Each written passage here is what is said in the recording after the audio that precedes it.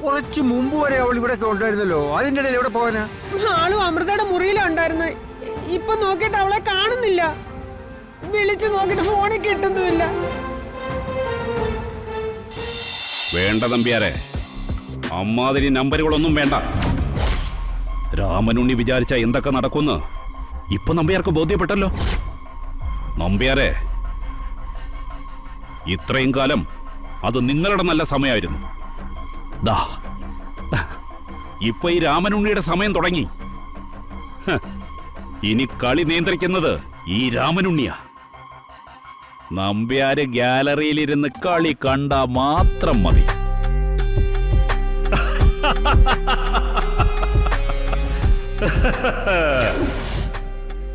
രാജാ, അച്ഛാ ഒട്ടും വൈകരുത്, പോലീസിനെ വിളിക്ക്. ചെല്ലാം.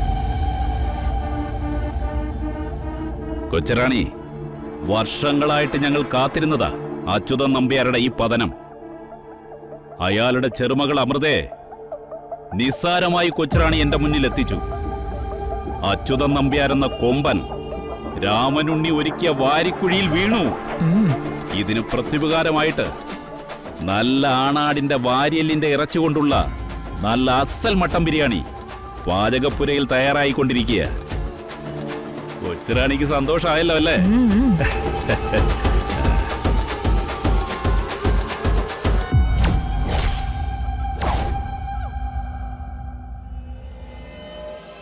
ആദി, നീ നിക്ക്. ആദി, നീ ഇതെങ്ങോട്ടാ? ആ രാമനുണ്ണിയുടെ കസ്റ്റഡിയിൽ നിന്ന് ചേച്ചി എങ്ങനെയെങ്കിലും രക്ഷിക്കണം. എടാ, അതിനയാളെ എവിടെയാണെന്ന് വെച്ചാ? അവൻ എവിടെയാണെങ്കിലും ഞാൻ അവനെ കണ്ടുപിടിക്കും. എന്റെ ചേച്ചിയെ രക്ഷിക്കും. ആദി, എടുത്തുചാട്ടം കാണിക്കരുത്. ജോ, എന്റെ ചേച്ചി അവന്റെ കയ്യിലാ. ആദി, നമ്മൾ ഈ കഷ്ടപ്പെട്ടതൊക്കെ എന്തിനാ? അമൃതേച്ചിക്ക് ഇഷ്ടമില്ലാത്ത ഈ വിവാഹം മുടക്കാനല്ലേ? ഇപ്പോ രാമനുണ്ണിയായിട്ട് ഈ വിവാഹം മുടക്കി. ചേച്ചി ആഗ്രഹിച്ച കാര്യം നടന്നില്ലേ? ജോ, രാമനുണ്ണി കാരണം കല്യാണം മുടങ്ങി, സമ്മതിച്ചു. പക്ഷെ എന്റെ ചേച്ചി അവന്റെ തടവിൽ കിടക്കാൻ ഞാൻ സമ്മതിക്കില്ല. അളിയ, ചേച്ചിയെ രക്ഷിക്കണ്ടെന്നല്ല ഞങ്ങൾ പറയുന്നേ. മുഹൂർത്തം കഴിയുന്നവരെ നീ ഒന്ന് വെയിറ്റ് ചെയ്യ. ആ, അമൃതേച്ചിയെ രാമനുണ്ണി ഒരു തരത്തിൽ ഉപദ്രവിക്കില്ല, ആ കാര്യം ഉറപ്പാ. കാരണം അയാൾക്ക് ദേഷ്യമുള്ളത് നിന്റെ ചേച്ചിയോടല്ല, മുത്തശ്ശനോടാ. മുഹൂർത്തം കഴിഞ്ഞ് അടുത്ത സെക്കൻഡില് നമ്മൾ രാമനുണ്ണി തെരഞ്ഞു പോവും. ചേച്ചിയെ തട്ടിക്കൊണ്ടു പോയതിന് അയാൾക്കിട്ട് ശരിക്ക് പണി കൊടുക്കുകയും ചെയ്യും. മുഹൂർത്ത സമയം കഴിയുന്നത് വരെ നീ ഒന്ന് ക്ഷമിച്ചു നിൽക്കും. അതുവരെ മാത്രം. രാജ, എന്താ നീ നോക്കി നിൽക്കുന്നത്? പോലീസിനെ വിളിക്ക്.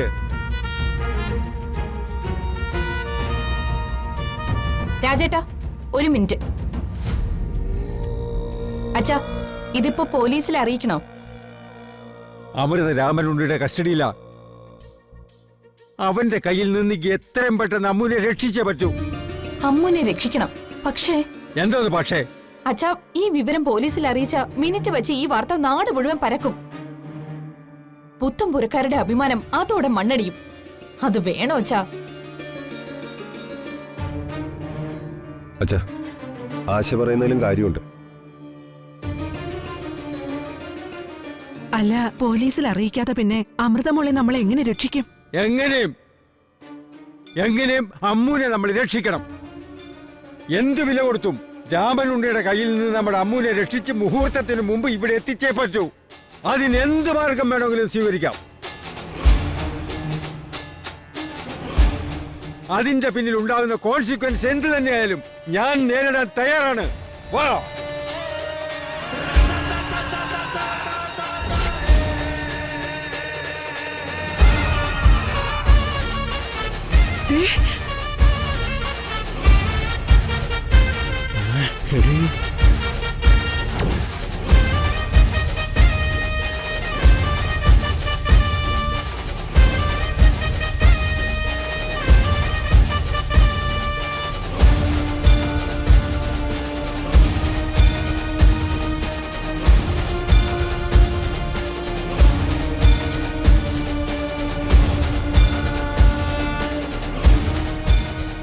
മോളെ, നീ എവിടെ ആയിരുന്നു?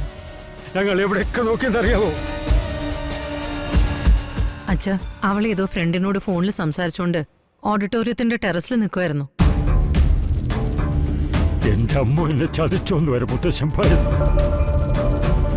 അമ്മ ഒരിക്കലും അങ്ങനെ ചെയ്യില്ലെന്ന് മുത്തശ്ശൻ അറിയാം.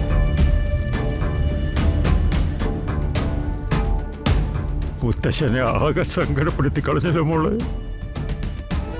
അല്ല, അമ്മ ഇവിടെ തന്നെ ഉണ്ടല്ലോ. അപ്പൊ പിന്നെ രാമനുണ്ണി തട്ടിക്കൊണ്ടുപോയത് ആരെയാ? കല്യാണ പെണ്ണിനെ തട്ടിക്കൊണ്ടുപോയെന്നൊക്കെ നമ്മളെ ഭയപ്പെടുത്താൻ അവൻ വെറുതെ പറഞ്ഞതാണ്, അറിയാവോ?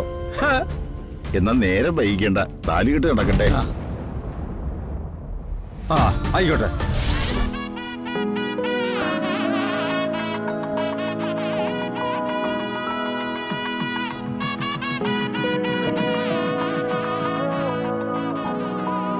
താലി കൊടുത്തുള്ളൂ.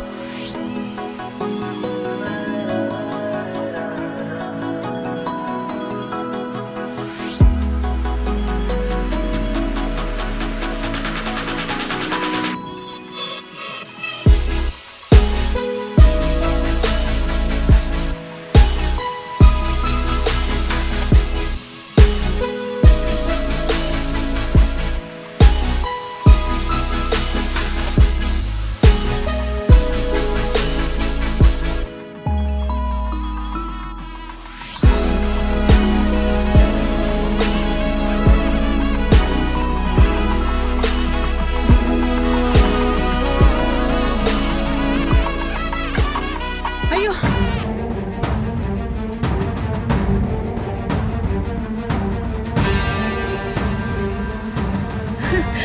അയ്യോ, മാളുവിനെ കാണാനില്ല.